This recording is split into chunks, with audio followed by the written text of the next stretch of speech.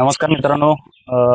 आज आपण पोलीस भरतीमध्ये सर्वात जास्त फॉर्म येणारा जिल्हा म्हणजे मुंबई सिटी.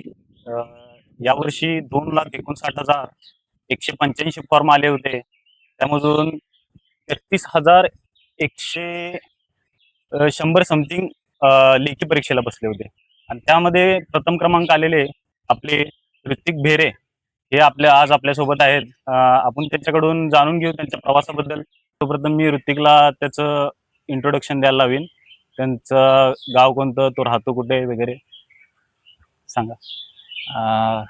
माझं नाव ऋतिक भेरे. मी मूळचा राहणार रत्नागिरी, जिल्हा रत्नागिरी, तालुका राजापूर आणि गाव चुनापळवण. पण माझा जन्म इथेच झाला गोरेगावमध्ये, त्यामुळे मी भरती पण इथेच दिली. माझी 2025ला कारागृह शिपाई या पदावर निवड झाली. त्यानंतर यावर्षी माझं मुंबई सिटीला मी टॉपर झालो 147 मार्क घेऊन. तू ह्या वर्षी मला विचारायचं होतं, शिक्षण झाल्यानंतर 12वी नंतर चालू केलं तू भरती? 12वीच्या नंतरच केले. 12वीची नॉर्मल बोलतो ना. 12वीच्या नंतर तू भरतीसाठी चालू केलंय. हां. म्हणजे तुला असं कोण सांगितलं की या भरती क्षेत्रात यावं किंवा भरती करावं असं आपण? म्हणजे सरांचा क्वेश्चन आहे की पोलीस भरतीच का? पोलीस भरती पोलीस भरती. हा म्हणजे करावं असं का वाटलं? माझं कसं झालं, 12वी झाली माझी. त्यानंतर माझा भाऊ स्वतः पोलीस होता. बरोबर. त्याचं मला मार्गदर्शन होतंच. हा. सुरुवातीला मी जेव्हा प्रिपरेशन करत होतो तेव्हा मी PSI ची प्रिपरेशन करत होतो. बरोबर. म्हणजे सुरुवात करताना PSI चा अभ्यास केलेला. बरोबर. पण त्यानंतर काय झालं, माझे 18 वर्ष पूर्ण झाले आणि समथिंग काहीतरी 14 दिवस झालेले आणि त्यानंतर भरतीची ऍड पडली. मग माझा भाऊ बोलला की पहिला थोडासा जॉब वगैरे भेटला तर चांगलं होईल तुला, नंतर बिंदास तू आरामात तयारी वगैरे PSI ची पुढे करू शकतोस जॉब सिक्युअर करून. मग त्यामुळे भरतीची ऍड पडली, मी भरतीचा फॉर्म भरला. पण ती पहिलीच भरती होती त्यामुळे द्यायची म्हणून दिली. त्यात ग्राउंड नव्हतं माझं, अभ्यास पण एवढा नव्हता. त्यामुळे असं अनुभव म्हणून दिलेली पहिली भरती. त्यात झालं नाही, दोघांमध्ये कमी मार्क आलेले. आणि त्यानंतर मग मी दुसऱ्या भरतीत ठरवलं की आपलं ग्राउंड वगैरे चांगलं करायची, लेखी वगैरे तयारी करायची चांगली आणि व्हायचं आपल्या जिल्ह्यात असं. तर सेकंड भरतीला तू कारागृहाला लागला. हो आणि ही तुझी तिसरी भरती. हो. म्हणजे तुझं आता वय किती? 21? माझं 21 वर्ष 6 महिन्याचं आहे. म्हणजे पण तुझी प्रिपरेशन या टॉपर पण येण्यासाठी 3 वर्ष लागली. 3 वर्ष लागली. मी माझ्या मते 18 वर्षात पहिली भरती दिली माझी. हा बरोबर. त्याच्यात म्हणजे पहिली भरतीमध्येच 1 वर्ष गेला तिथे. म्हणजे शेवटचे 2 वर्ष नंतर मी चांगले प्रिपरेशन केलं. त्यानंतर वयाच्या 20व्या वर्षी मी कारागृह शिपाईला लागलो आणि यावर्षी टॉपर झालो आपल्या जिल्ह्यात. मला एक विचारायचं होतं, तुला फिजिकलला 48 मार्क आहेत. हो. म्हणजे 1600ला टायमिंग किती होता? 1600ला माझा टायमिंग 5:20 होता. हा. हां. आणि या भरतीत थोडासा, गेल्या भरतीत मी कारागृहाला लागलो तिथे 5:20 होता. या भरतीत थोडासा जास्त आलेला, 5:20 टायमिंग होता. मला असं विचारायचं होतं की ज्या टायमाला आपण पोलीस भरतीचा फॉर्म भरतो, हो. तिथून पुढे लेखी आणि ग्राउंड यांचा बॅलन्स कसा झाला पाहिजे? म्हणजे तिथून पुढे लईतले 3-4 महिने मिळतात की आपण हो. ग्राउंड देऊ आणि लेखी करू. तर या दोन्हींचा बॅलन्स कसा झाला पाहिजे? कारण एक मुलं असे आहेत की फॉर्म सुटला मग लेखीचा अभ्यास चालू आणि ग्राउंड चालू. तर मग तू हे कसं मॅनेज केलंस दोन्ही? सर कसं आहे माहिती आहे का, पोलीस भरतीमध्ये आपलं फक्त ग्राउंड चांगलं असणं किंवा लेखी चांगलं असणं यात काही अर्थ नाही. तुमची जेव्हा दोन्ही बॅलन्स असणार तेव्हा कुठेतरी जाऊन तुम्ही पोलीस होणार, असं आहे गणित. थोडंफार तर सुरुवातीला माझं पण एवढं ग्राउंड वगैरे होतं थोडंफार बऱ्यापैकी, लेखी वगैरे पण एवढी चांगली नव्हती. ग्राउंड पण मग नंतर मी काय केलं, पहिला ग्राउंडचं टार्गेट ठेवलं, 45 मार्काचं ग्राउंड करायचं काही करून. त्यानंतर लेखीला 90+ घ्यायचं आणि जिल्ह्यात व्हायचं. पण त्यासाठी बॅलन्स करण्यासाठी मी आधी ग्राउंडवरती जास्तीत जास्त लक्ष दिलं, कारण ग्राउंड मला 45 करायचंच होतं. ते केल्याच्या नंतर माझं ग्राउंड असं वाटलं की मला ग्राउंड 45चं झालं. त्यानंतर मी जास्तीत जास्त लेखीवरती कॉन्सन्ट्रेट केलं. तर काय लोकांचं असं असतं की सर फक्त ग्राउंडच करतात ते लोकं. ग्राउंडच करतो. हो. बरोबर. लेखीवरती दुर्लक्ष करतात. पण तसं नाही, लेखीवरती मेन लक्ष दिलं पाहिजे, कारण आपलं 100 मार्काचा लेखी आहे. लेखी आणि बरोबर. तेच गेम चेंजर पॉईंट आहे तुमचा, की तुम्ही इथे लेखीला चांगले 95, 94 असा स्कोर टाकला ना, 100% तुम्ही मेरिटमध्ये येणार. मला असं विचारायचं आहे की जर फॉर्म सुटले, ज्या दिवशी फॉर्म सुटतो त्या दिवशी माझी कितीची तयारी पाहिजे? म्हणजे 41 ग्राउंडची माझी फिजिकल पाहिजे, एक 80-85 पर्यंत माझी लेखी पाहिजे. तर त्या हिशोबाने तुला असं किती वाटतं की कितीची तयारी पाहिजे? सर कसं आहे, ग्राउंडचं पण आपलं बेसिक एकदम क्लिअर पाहिजे. म्हणजे तुमचा गोळा तो आउट ऑफच झाला गोळा पाहिजे. आउट ऑफ झाला हो. पाहिजे. त्यानंतर तुमचं लेखी कमीत कमी तुमची 80 ते 85 प्लस आली पाहिजे, म्हणजे झाली पाहिजे आपलं फॉर्म सुटायच्या फॉर्म अगोदर. सुटायच्या अगोदर, अगोदर. बरोबर. म्हणजे तुमचं एवढं असेल ना, की नंतर मग तुम्ही जेव्हा आपले भरती वगैरे निघणार, म्हणजे ते भरतीचं वातावरण तयार झालं, की मग तुम्ही अजून पेपर वगैरे सोडून तेवढं 90 प्लस जाऊ शकता. बरोबर. आणि ग्राउंड ही तुमचं नॉर्मली बघायला गेलं तर 40 प्लस असलं, की नंतर मग तुम्ही थोडंफार त्याच्यात अजून प्रॅक्टिसची भर देऊन तुम्ही 45-48 पर्यंत घेऊ शकता मार्क्स. आता खूप चांगले क्वेश्चन विचारले. माझा आता क्वेश्चन होता की तुम्ही लास्ट इयरला तुमचं कारागृह भरतीमध्ये तुमचं सिलेक्शन झालं होतं. हो. तर तुम्ही त्याच्यामध्ये टाइम मॅनेजमेंट म्हणजे ग्राउंड तुम्ही सकाळी करत असाल, त्यानंतर परत दिवसभर ड्युटी होत असेल, त्यानंतर अभ्यास, या गोष्टी तुम्ही सगळ्या एका वेळी कसं करू शकता?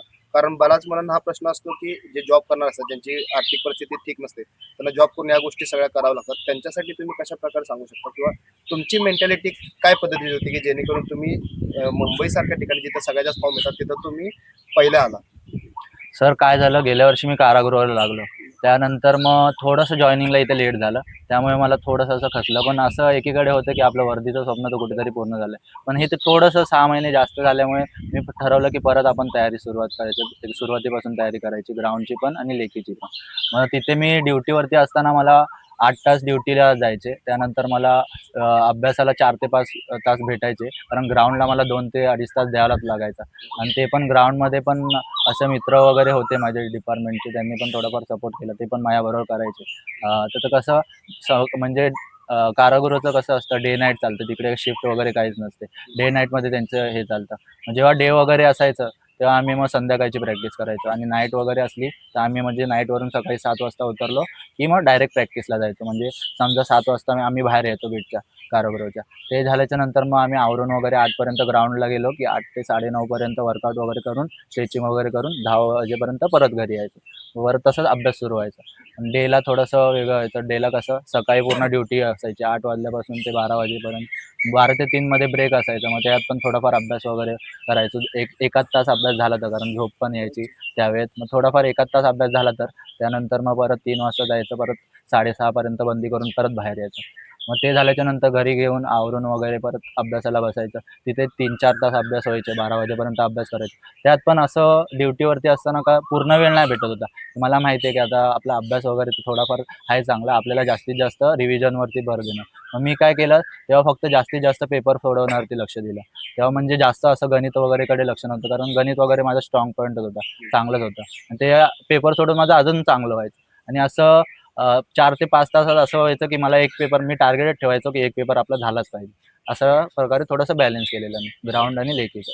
ड्युटी म्हणजे तुम्ही करून. आता मेन्शन केली तुमचं टार्गेट असं की त्या 4 ते 5 तास जो तुम्ही अभ्यासाला द्यायचा, हो. त्याच्यामध्ये तुम्ही तुमचा एक पेपर पेपर continue झालाच झालाच पाहिजे. हो. पाहिजे. म्हणजे ही प्रॅक्टिस तुम्ही गेली 2 वर्ष 3 वर्ष हो. जेव्हापासून सुरू करा तेव्हापासून कंटिन्यू. कंटिन्यू करायचं. म्हणजे मुलांना जर चांगले मार्क, म्हणजे तुमच्या ह्याच्यात तुम्हाला हे दिसते की मुलांना जर चांगले मार्क यावे लागत असतील तर त्यांना कंटिन्युअस स्वतःला आपण एक परीक्षेमध्ये आहे हां. असं डेलीमध्ये त्यांच्या मेसेज म्हणजे स्वतःला मनाला समजलं गेलंच पाहिजे, हो. या पद्धतीने तयारी करत होता. हो. अभ्यासाची स्ट्रॅटेजी काय पद्धतीची होती तुमची? अभ्यासाची स्ट्रॅटेजी सर, आता माझं कारागृहाचं तुम्हाला माहिती आहे, 4-5 तास ड्युटीला म्हणजे 4-5 तास अभ्यासाला भेटायचे, 8 तास ड्युटी करून. मग त्यात पण मी पेपर वगैरे सोडवायचो. पण कसं झालं, त्यानंतर माझं 4 तारखेला ग्राउंड झालं सिटीसाठी. 4 तारखेला ग्राउंड झालं. मी थोडंसं ठरवलं की कारागृहाला आपण थोडंसं अब्सेंटी करूयात, मेडिकल वगैरे रिझन देऊ, घरी जाऊया आणि अभ्यासाला वेळ देऊ. कारण माझं 48चं ग्राउंड पडलेलं. त्यामुळे मी ठरवलं की आपण थोडंसं आपल्याला अभ्यासाला वेळ भेटला पाहिजे. मग त्यासाठी मी घरी गेलो. मग त्यानंतर मग मी लायब्ररी वगैरे पण तिथे लावली. त्यानंतर तिथे माझं असं नियोजन होतं दिवसाचं, म्हणजे 8 तास तरी अभ्यास झाला पाहिजे आपला. आणि अभ्यास होता बऱ्यापैकी, अजून चांगला करायचा ना, म्हणजे 8 तास तरी वेळ भेटला पाहिजे आपल्याला. आणि मी काढायचो जास्तीत जास्त जेवढा वेळ होईल, 8 ते 9 तास, 10 तास जेवढा वेळ होईल तेवढा द्यायचो. माझं दिवसाचं नियोजन असं होतं की म्हणजे आपल्या दिवसातून 2 पेपर तरी सोडून झालेच पाहिजेत काही करून. हो. मग ते काय करायचो मी, सकाळी आहे ना, सकाळी माझा फ्रेश माइंड असायचं एकदम. मग त्यावेळेस माझं वीक सब्जेक्ट होता जीके. मग त्यावरती लक्ष द्यायचो. सकाळी जीके मी 8 ते 12 वाजेपर्यंत जीके करायचो. हां. त्यानंतर मग कसं थोडंसं झोप यायला लागते 12च्या नंतर. मग त्यामुळे मी पेपर सोडवायचो. पेपर सोडवायला 12 ते 1:30 वाजेपर्यंत माझा पेपर व्हायचा. लवकरच व्हायचा, कधी कधी सोपा पेपर असेल, अवघड पेपर असेल त्याच्यावरती. हो, 1:30 वाजेपर्यंत पेपर झाला की मग अर्धा तास विश्लेषणला द्यायचो. 2 वाजेपर्यंत माझं विश्लेषण व्हायचं. विश्लेषण हो. म्हणजे काय करत होता विश्लेषण म्हणजे आपल्या पेपरमध्ये काय चुकलं, मेन आहे ना, आपण काय करतो फक्त जे चुकलेलं आहे ते पण बघतो. पण माझं कसं होतं, मी बरोबर आहेत ना ते पण बरोबर बघायचो. हा, म्हणजे हा, काय हा, आपले बरोबर आलेत, हे जे नव्हते येत म्हणजे काय काय असं असतात की तुक्के वगैरे लावतात. बरोबर. हा, हां, मग ते पण मी अनालिसिस करायचो की ते पण आपले नजरेखालून गेले पाहिजे. असं 100 प्रश्नांचे अनालिसिस माझ्या अर्ध्या तासात होऊन जायचं. मग काय काय गणिताचे वगैरे प्रश्न बसायचे, मग ते आम्ही मित्र वगैरे मिळून डिस्कस वगैरे करायचो. असं झालं. मग ते अर्ध्या तासात होऊन जायचं. मग त्यानंतर मग थोडंसं रेस्ट वगैरे करायला जेवण वगैरे करून 2 वाजता जायचो घरी. 2 ते 3:30 पर्यंत रेस्ट घ्यायचो. त्यानंतर परत 3:30 पर्यंत लायब्ररीत यायचो. मग लायब्ररीत आल्याच्या नंतर मग थोडंसं झोप वगैरे यायची दुपारी, कारण खूप. मग त्यावेळेस मी गणित घ्यायचो. मग सुशील गोरे सरांचे मी YouTubeवरती लेक्चर वगैरे बघत होतो PYQचे. मग ते 3:30 ते 4:30-5 वाजेपर्यंत ते करायचो. आणि ते ते झाल्याच्या नंतर मग 5:30 पासून ते 6:30 वाजेपर्यंत परत PYQ घ्यायचो मी. जीकेचे किंवा जीकेचेच घ्यायचो, कारण माझा वीक सब्जेक्ट जीकेच होता. त्यामुळे PYQ घ्यायचो. मग त्यात पण विठ्ठल बडे सरांचं ते पोलीस भरती ग्रंथ आणि नोबेलचं पुस्तक वाचायचो. पोलीस हो. ग्रंथ. हो, ते बेस्ट आहे एकदम PYQसाठी, कारण मी पण तेच यूज केलंय, त्यामुळे मला पण ते एकदम बेस्ट वाटलं पुस्तक वगैरे. ते झाल्याच्या नंतर मग थोडं मित्रांबरोबर खाली जायचो, रेस्ट घेतलं पाहिजे. कारण असं अभ्यास करून करून तसं थोडंफार बोर होतो. त्यामुळे थोडंसं रिलॅक्स करण्यासाठी मित्रांबरोबर खाली जायचो. 6:30 ते 7:30 पर्यंत एक रेस्ट घेतला की 7:00-7:30 पर्यंत वरती यायचं. तर आपलं 7 ते 8:30 पर्यंत मराठी व्याकरण करायचं. मग मराठी व्याकरणमध्ये पण मी बाळासाहेब शिंदे सरांचं करायचो. पण त्यात पण मी 1 तास शब्दसंग्रहालाच द्यायचो, कारण ते माझ्या जास्तीत जास्त चुकायचं. हो, शब्दसंग्रहामध्ये पण मी सह्याद्रीमधूनच करत होतो, कारण त्यात एकदम शॉर्ट दिलं आणि चांगलं दिलं. हो, ते झाल्याच्या नंतर मग मी परत एक पेपर घ्यायचो. ते झाल्याच्या 8:30 पर्यंत, 8:30 पासून ते 10 वाजेपर्यंत एक पेपर व्हायचा. ते झाल्याच्या नंतर मग अर्धा 1 तास परत PYQ वाचले, की असं दिवसाचं नियोजन होतं माझं. हो. मला आता तुम्हाला हा प्रश्न विचारायचा आहे की तुम्ही आता तुमची जी जर्नी आहे किंवा तुम्ही जो पूर्ण म्हणजे पहिल्यांदा बाहेर पडला पोलीस भरतीतून, हो. त्यानंतर CP हो. कारागृहामध्ये, त्यानंतर CP पोलीसमध्ये, हो. ही जी तुमचा प्रवास आहे हां. त्याच्यामध्ये कोणती अशी चूक आहे, कॉमन मिस्टेक, जी हां. इतर मुलं करतात आणि ती तुम्ही सुधारण्याचा प्रयत्न केला जेणेकरून तुम्ही इथपर्यंत पोहोचला? सर, हा चांगला प्रश्न आहे. पण कसं झालं, माझं आहे ना, सुरुवातीला आहे ना ग्राउंड वगैरे ठीकठाक होतं. पण आहे ना लेखीमध्ये कसं झालं, माझं पेपर मला येत होता, पण मेन जेव्हा पेपरला गेलो ना, की तिथे सिली मिस्टेक वगैरे व्हायचं. ते इथे मी पेपर सोडवताना पण खूप काळजी घ्यायचो, की आपले सिली मिस्टेक झाले नाही पाहिजे. पण किती आपण प्रयत्न केला तरी सिली मिस्टेक तिथे होतातच, किती ट्राय केलं तरी. पण तिथे तसंच झालं. माझे जीकेचे सिली मिस्टेक झाले, त्यानंतर मॅथ्स रिजनिंगचे पण थोडेफार सिली मिस्टेक झाले. त्यामुळे मी इथे 3 मार्काने राहिलो. मग मी पुढच्या भरतीत ठरवलं, की आपलं काहीही करायचं, आपल्याला जीके चांगलं करायचं. मग मी जीकेवरती जास्तीत जास्त फोकस केलं. मग त्यासाठी मी थोडंसं ॲडव्हान्स करायचं होतं, म्हणून त्यासाठी पोलीस भरतीचा तातेचा डोकळा वापरायचा. मग त्यातून माझं जीके चांगलंच झालेलं. मग त्यामुळे यावर्षी पण मी चांगलं जीकेला चांगले मार्क घेतले. पेपरमध्ये काय प्रॉब्लेम होतो, जेवढा सोपा पेपर येईल तितका जास्त सिली मिस्टेक जास्त होतात. म्हणजे पेपर जेवढं सोपे आहेत, पोरं पट पट पट सोडवायचा प्रयत्न करतात, इकडचा गोल इकडे मारून देतात. सिली मिस्टेक म्हणजे उत्तर येत असतं, पण म्हणजे आपण चुकीचा. सरांनी काय केलं की मोस्ट ऑफ द मुलं काय करतात की त्यांचा जो वीक पॉइंट आहे त्याच्याकडे लक्ष न देता जे स्ट्रॉंग पॉइंट आहेत त्याच्यावर जास्त भर देतात आणि वीक पॉइंटला दुर्लक्ष करतात किंवा ते भितात, त्या गोष्टी टॅकल करायला भितात. सरांनी पहिल्यांदा चुकातून अनुभव जे घेतला त्यांनी त्यांचा जो वीक पॉइंट आहे त्यामध्येच त्यांनी पहिला कव्हर करायला चालू केलं आणि त्याचा फायदा त्यांनी आता ह्या एक्झाम मध्ये झाला आणि ते मुंबईमध्ये पहिले आले. ऑन एन ॲव्हरेज ज्या दिवशी पेपरचा फॉर्म, म्हणजे 27 ऑक्टोबरला पहिला दिवस होता का, ज्यावेळी फॉर्म सुटले? 27 ऑक्टोबर आणि 12 एप्रिल म्हणजे लेखीचा दिवस. लेखीचा दिवस होता. तिथपर्यंत तुम्ही किती पेपर सोडवले?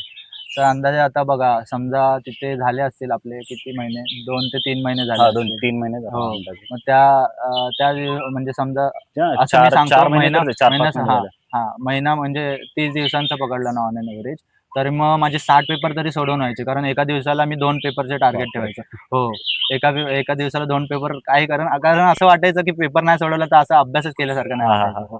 तर पेपरवरती मी जास्तीत जास्त फोकस केलं, कारण पेपर सोडवणं खूप महत्त्वाचं आहे. त्यातून आपल्याला चुका पण कळतात, काय होतात, सिली मिस्टेक कमी होतात. सगळ्यात जास्त सिली मिस्टेक कमी होतात आणि तोच फायदा आपल्याला पेपरला होतो. एकदा आपण बिंदास पेपर देतो कॉन्फिडेंटली, आणि तोच फायदा तिथे झाला मला, आणि मी 94 मुलांचं एकच असतं, सिली मिस्टेक केलो, माझे आन्सर गेले, मी 2 मार्कात गेलो, 3 मार्कात गेलो. यासाठी पेपर प्रॅक्टिस लई Paper महत्वाची practice, हो. जवळपास सरांना- सरांचा 5 महिन्याचा कार्यकाळ काढला तर 60 5 किती 300 पेपरच्या आसपास. सरांनी पेपर हो, म्हणजे हो. सरांना ती नस गावली म्हणजे मुलांच्या सरांना मला वाटते त्यांच्या प्रवासातून मला एक मेसेज वाटते मुलांना की जेव्हा कोणतीही ऑब्जेक्टिव्ह एक्झाम असते हो, ही मुलांनी लक्ष घेतलं पाहिजे की ती ऑब्जेक्टिव्ह एक्झाम आहे, ती वाचण्याची एक्झाम नाही आहे. हो. मुलं दिवसभर वाचत बसतात आणि बसतात. त्यातनं त्यांना आउटपुट येत हा नाही. हो. जेव्हा तुम्ही ऑब्जेक्टिव्ह सोडताय तेव्हा तुम्हाला समजते की आपला अभ्यास कुठपर्यंत चाललाय बरोबर. आणि ते बरोबर सरांनी शोधल्यामुळे आज ते आपल्यासोबत इथं हो. इंटरव्ह्यू देण्यासाठी आहेत सर. किंवा त्यांना तेवढे त्यांनी स्वतःचे एक लेवल बनवून ठेवले की जेणेकरून त्यांनी या स्टेज पर्यंत पोहोचलेले आहेत. हो. सर आपण आता म्हणजे सगळ्या गोष्टी डिस्कस केल्या की तुम्ही कोणतं कशा प्रकारे अभ्यास केला किंवा कोणते प्रकारे ग्राउंड केलं तर मला ना आणखी माहिती याच्यामध्ये द्या की तुम्ही पुस्तकं कोणती कोणती वापरली म्हणजे हा सब्जेक्ट वाईज तुम्ही पुस्तकं- कोणतीही पुस्तकं वापरली लेखकांची. मी आता मराठीचं सांगा तुम्ही म्हणजे आम्हाला लक्षात येईल मराठीसाठी कोणती वापरली? मराठीसाठी सर मी बाळासाहेब शिंदे सरांचं मराठी व्याकरणचं पुस्तक वापरत. थेअरी पण त्यातून माझा बाळासाहेब शिंदेचं सगळंच वाचलेलं मी, तसं शब्दसंग्रहापासून थेअरीपासून सगळंच वाचलेलं. पण जास्तीत जास्त मी नंतर रिव्हिजनसाठी फक्त थेअरीचा भाग आहे तो बाळासाहेब शिंदेमधून करत होतो. शब्दसंग्रह आहे तो सह्याद्रीचा ठोकळा आहे त्यातून करत होतो. सह्याद्रीचा ठोकळा. हो. बरोबर. शब्दसंग्रहासाठी मोरा वाळंबे पण एक हो, वापरतात. ते मोरा पण वाळंबे चांगलं आहे कारण बऱ्यापैकी सगळीकडं ते जास्त क्वेश्चन मोरा वाळंबे मधून येतात. हो. आणि बुद्धिमत्ता आणि गणितसाठी गणित बुद्धिमत्तेसाठी सर मी एकच सुशील गोरे सरांची सुरुवातीला बॅच लावली. हा. त्यानंतर रेफरन्ससाठी फक्त सतीश वशे सरांचं फास्ट ट्रॅकचं फास्ट पुस्तक. ट्रॅकचं पुस्तक बरोबर आहे. आणि जीएस साठी सर सह्याद्रीचा ठोकळा वापरत होतो. ते झाल्याच्या नंतर तो एकदम चांगलाच पाठ झालेला. मग त्यानंतर बरोबर. थोडंसं ऍडव्हान्स करायचं होतं त्यामुळे मी पोलीस भरतीचा तातीचा ठोकळा वापरत होतो. हा. त्यातून फक्त विज्ञान आणि अर्थशास्त्र सोडलेलं कारण ते थोडंसं म्हणजे आउट ऑफ असं वाटत होतं.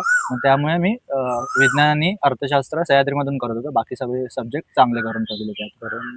करंटसाठी चालू घडामोडीमध्ये करंटसाठी सर आपलं एक चॅनल आहे सुहास भिसे सरांचं करंट अफेअर्स मराठी करून चॅनल आहे. ते युट्यूबवरती येतात. सकाळी 6 वाजता ते व्हिडिओ टाकतात दररोज म्हणजे बरोबर. 12. मग त्यांचा मी नोट्स वगैरे काढून ठेवायचो डेलीच्या डेली. बरोबर. आणि त्यांचे नोट्स वगैरे पण असतात. इयरली बुक असते किंवा 6 मंथनी त्यांचे नोट्स वगैरे येतात. मग ते रीड करायचं. म्हणजे चालू घडामोडी हा पार्ट मी डेली डेली करत करत आणि होतो. बाकीचे हो. सब्जेक्ट तुम्ही हो. सब्जेक्ट वाईज आणि टेलिग्रामची पण त्यात भर दिली. टेलिग्राम वरती पण आपलं विजन खाकीचं वगैरे किंवा पोलीस पॉईंट वगैरे त्याच्यावरती म्हणजे थोडंफार हा, हे होतं कारण त्यात करंट वगैरे अफेअर्स वगैरे टाकायचे. आणखी एक क्वेश्चन मला विचारायचं की सोशल मीडिया हो याचा किती इम्पॅक्ट पडतोय? सर बघायला गेलं ना सोशल मीडियाचा खूप वापर आपल्याला करता आला पाहिजे. हा. विनाकारण नाही, जे पाहिजे ते आपण तिथून घेतलं पाहिजे. आता युट्यूब झालं तर मला छोट्या छोट्या गोष्टी ज्या क्लासवाल्यांनी सांगितल्या पाहिजेत पण ते मला क्लास लावलेला नव्हता त्यामुळे मी युट्यूबचा वापर करायचो. युट्यूबमधून जेवढं जास्तीत जास्त आपल्याला नॉलेज घेता येईल तेवढं घ्यायचं. त्यानंतर मग करंट अफेअर्स वगैरे आता तुम्ही बोललात तसंच करंट अफेअर्ससाठी टेलिग्रामवरती 2-3 आपले चॅनल आहेत त्यांना जॉईन केलेले. त्यावरून पण करंट अफेअर्सचं चांगलं नॉलेज येत होतं. सोशल मीडिया असू दे किंवा बुकलिस्ट असू दे हो तुम्ही स्वतःपर्यंत जोपर्यंत कंट्रोल ठेवत नाही हो किंवा कुठल्या गोष्टी कोणत्या प्रकारे वापर करायचा हे सगळं आपल्या हातात असतं. हो नाही चांगला वापर पण करता येते ना. आता हा. क्लास त्यांनी लावलेला नव्हता. एखादा टॉपिक अडला मला समजा काळकाम वेगवर अडला हो. डायरेक्ट टाकला युट्यूबवर. वरती. डायरेक्ट असे सगळे. भरपूर मोफत लेक्चर आहेत. हो. सचिन ढवळे सरांचे आहेत.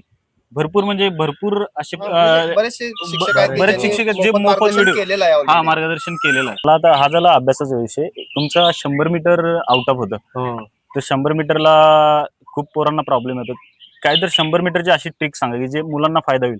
म्हणजे 100 मीटरला तुम्ही काय केलं हिल्स जास्त मारले किंवा थाईजला किंवा मुलं असं करतात की आपल्या गावाकडं आले रनिंगला नुसतं नॉर्मल 20 मिनिट रनिंग मारली आणि एखाद दुसरी स्प्रिंट मारली झालं. जिम नाही स्नॅच नाही किंवा थाईज वगैरे आपण जे मारतो ते काय काय केलं पाहिजे की जेणेकरून 100 मीटर आपल्याला सुधारेल?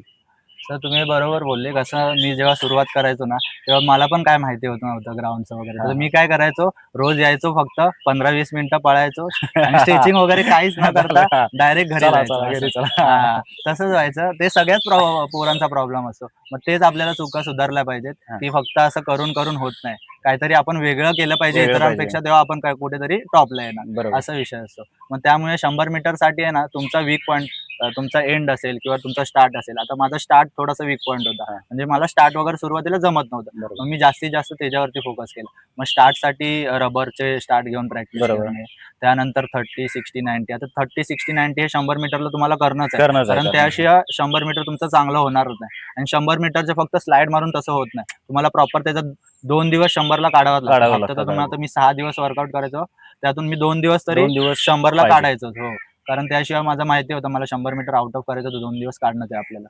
हो, मग त्यासाठी मी फक्त जास्तीत जास्त रबरची घेऊन स्टार्टची प्रॅक्टिस करायचो. ज्या आपल्या त्यानंतर एक्सक्लुझिव्ह मुवमेंट असतात म्हणजे हो. बॉक्स जम्प, हो, पायऱ्या, हो, हा हो. ह्या पण पाहिजेत. हो, हिल्स रनिंग. हिल. आता त्यात पण मी शनिवारी धरायचो, म्हणजे शनिवारी प्रॉपर जरा थोडंसं हेवी वर्कआउट वगैरे झाला, त्यानंतर रेस्ट घेता येईल. मग त्या दिवशी मी स्टिअर्स किंवा हिल वगैरे मारायचो. बरोबर. कारण स्टिअर्स आणि हिल घेतला ना तुम्ही वर्कआउटमध्ये, की तुमच्या लेग्स वगैरे मध्ये पॉवर येणार. बरोबर. मग तीच तुम्हाला एंडिंगला फायदेशीर ठरते. बरोबर. मग त्यामुळे तुमचा एंड एकदम खतरनाक होतो.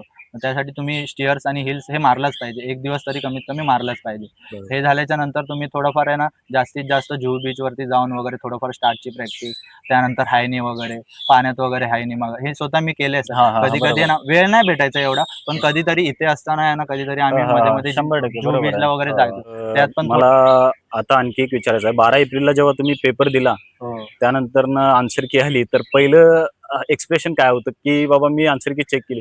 आन्सर की कोण चेक केली, तुम्ही केली? कारण आमच्या वेळी असं व्हायचं की मी याची चेक करायचो, तो माझी चेक करायचा, कारण धाडस व्हायचं नाही. पेपर देऊन आल्यानंतर आन्सर की चेक करायची. तर हा, तर ते आता आन्सर की आली ना, तेव्हाचा एक क्षण सांगतो. मी जेव्हा माझी आन्सर की आली तेव्हा हा. मी लायब्ररीत होतो, मित्रांबरोबर असं खाली टाइमपास करत होतो. बरोबर. मग मित्रांनी मला फोन केला, तो वरती अभ्यास करत होता, तो हा. पण पोलीस भरतीची तयारी करत होता. मग त्याने मला फोन केला, म्हटलं वरती ये. आणि माझी बॅग तिथेच होती, कारण मला माहिती होतं की संध्याकाळी आपली आन्सर की वगैरे येणार आहे. म्हणून बॅग वरतीच ठेवली नाही. माझी आन्सर की वगैरे पण सॉरी कार्बन कॉपी पण त्याच्यातच होती. हा, हा. मग मित्राला सांगितलं तू माझी चेक कर. मग तो बोलला की अरे भारी टाकलाय स्कोर 94.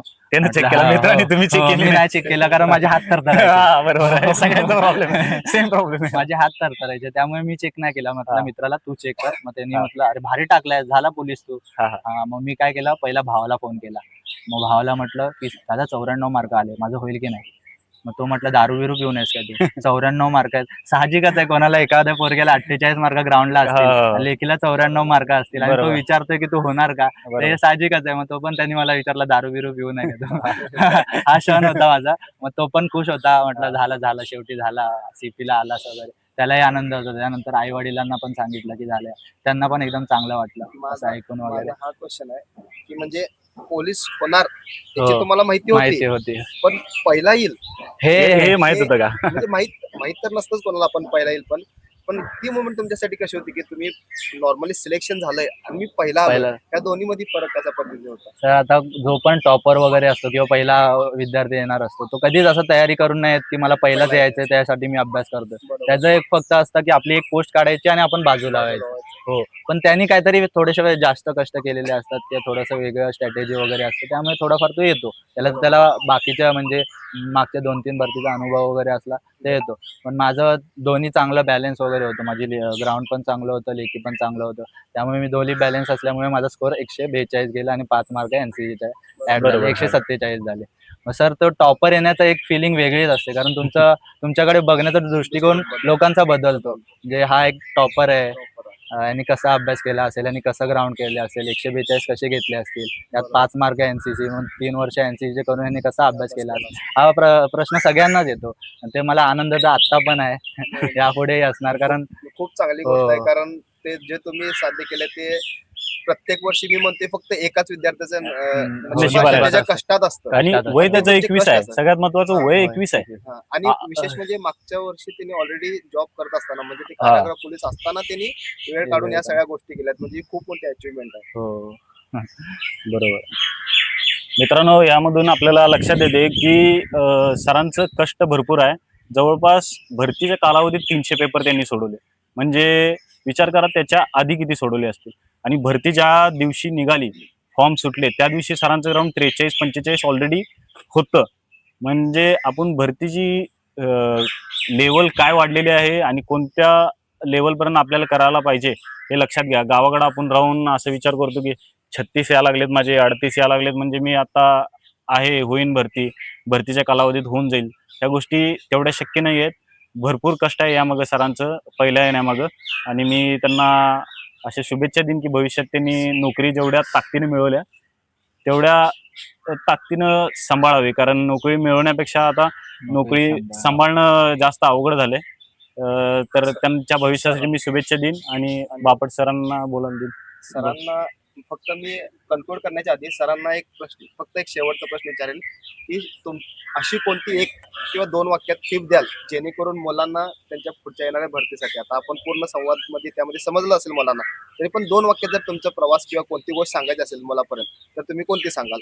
नक्की सर, माझे भरती करणारे खूप सारे मित्र आहेत. त्यांना मी फक्त एकच सांगेन, आता जे पण माझे 1-2 मार्काने राहिलेले मित्र वगैरे आहेत, त्यांना फक्त एकच सांगेन की तुम्ही खचून न जाता परत जोमाने तयारी करा. आता जर मी गेल्या वर्षी लागलो, 3 मार्कांनी सिटीला राहिलो, कारागृहाला लागलेलो असून पण 3 मार्कांनी सिटी राहिलो, मी तेव्हा जर विचार केला असता की अरे आपण झालेलो आहे, आता अभ्यास कशाला करायचा, तर यावर्षी टॉपर नसतं झालं. तसाच तुम्ही पण विचार करा, जर तुम्ही 1-2 मार्कांनी राहिला असाल ना, तुम्ही परत जोमाने तयार करा. थोडंफार मनाला वाटेल की अरे यार कुठे काय परत करावं लागते सगळं, थोडंफार मनाला थोडंसं हे करा आणि परत सुरुवात करा, तुम्ही 100% यशस्वी व्हाल. Thank you. Sir. Ganesh Patil sir आणि आपल्या इथं रावलेले प्रतीक बेरे सर यांनी खूप प्रकारे सरांनी खूप चांगले प्रश्न विचारले आणि सरांनी त्याचं उत्तर पण खूप चांगल्या पद्धतीने दिली, Thank you. जेणेकरून मुलांना त्याच्यापर्यंत चांगल्या पद्धतीने एक मार्गदर्शन मिळावं. आणि सरांच्या बोलण्यासोबत म्हणजे मी चर्चाच म्हणेन एक, त्याच्यातून एक गोष्ट मात्र नक्की क्लिअर होते की तुम्हाला जर आयुष्यात एखादी गोष्ट साध्य करायची असेल तर त्याच्यामध्ये तुमचं सातत्य असणं खूप गरजेचं आहे आणि ती जिद्द असायला हवी आणि त्या गोष्टीसाठी सगळ्या गोष्टी तुम्हाला कॉम्प्रोमाइज कराव्या लागतील.